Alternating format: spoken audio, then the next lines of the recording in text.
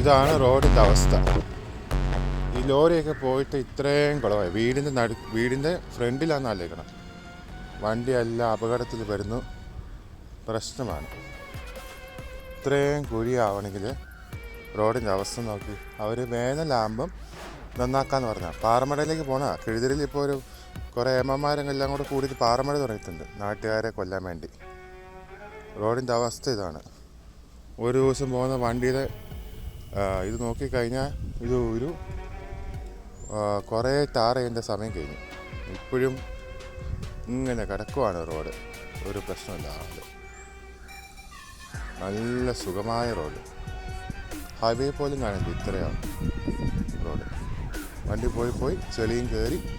ഈ പൊടിയെല്ലാം ഞാൻ കിടക്കുന്ന വീട്ടിൽ അനുഭവിക്കുന്നത്. ഞാനും പിള്ളേരും അച്ഛനും അമ്മയും എല്ലാം കൂടെ ഈ പൊടിയും എല്ലാം അനുഭവിക്കണം. ടാർ ചെയ്തു തരാൻ പറയുന്നല്ലാതെ അവർ ഒരു മണ്ണാങ്കട്ടയും ചെയ്യുന്നില്ല.